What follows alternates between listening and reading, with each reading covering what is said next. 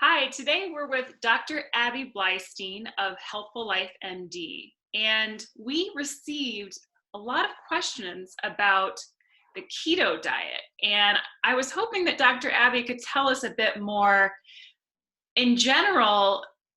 What is keto? If someone hasn't heard of it and hasn't been paying attention, can you tell us a little bit more about the keto plan of eating?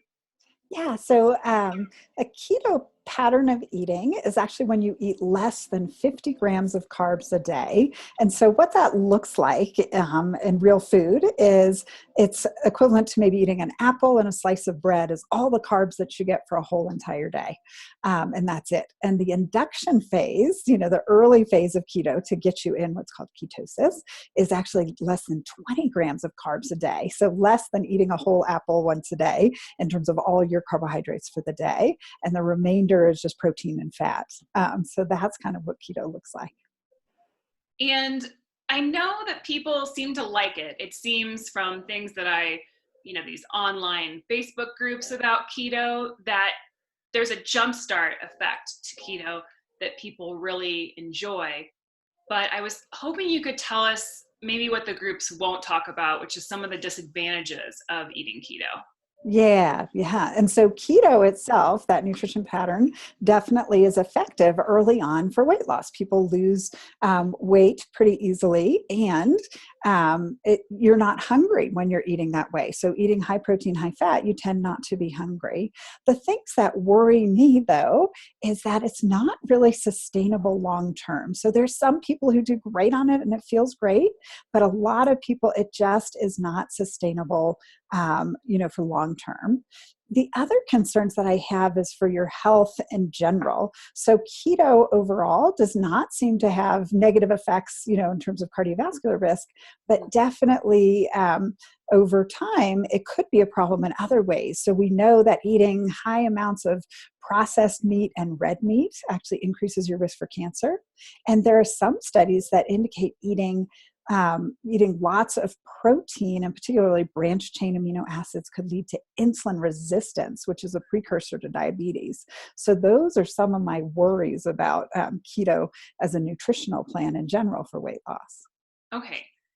And in terms of, I think you mentioned one of the advantages of keto is the fact that you feel full and you're not prone to want to snack as much. Are there any other advantages that you see in patients and in medical studies? So keto definitely early on, you have, good weight loss with it. And it does seem to have some improvement in some cardiovascular markers. So triglycerides, which are a type of cholesterol, go down. Good cholesterol goes up a little bit. Your bad cholesterol may go up a little bit, but in general, cardiovascular risk is better. So those are some things that really do improve. If you have diabetes or if you have some insulin resistance early on, decreasing those sugars actually improves those things. So you definitely have some medical benefits from it that way, um, compared to other eating patterns. Mm-hmm. When patients come to Healthful Life MD and they ask about different kinds of eating patterns, diets, do you kind of have like an overall philosophy about, what we eat?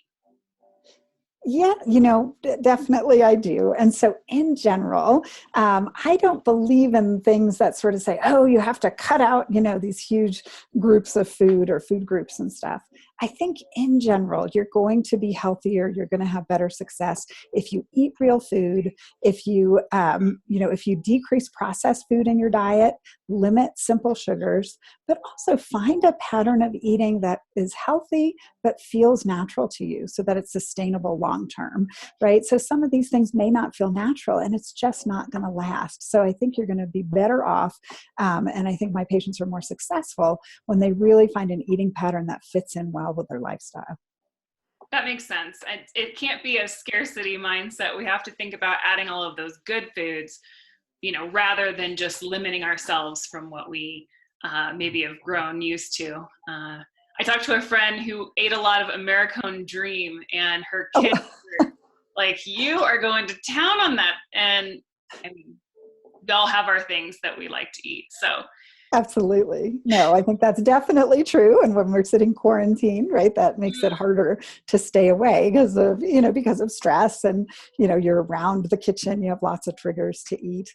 But I think if we start to think about like all the beautiful, produce, fresh vegetables, the rainbow, eating the rainbow, there's lots of very satisfying foods that we can make and eat and incorporate into our diet, every day. That's going to keep us healthy. definitely. Thank you so much for answering our questions about keto.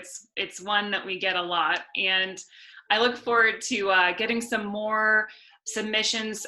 People can feel free to leave their comments under the post, or send us a private message to see, to try and get these questions answered, because Dr. Abby is standing by and she can answer those in upcoming videos. So thank you so much for coming on today, and have a great rest of your day.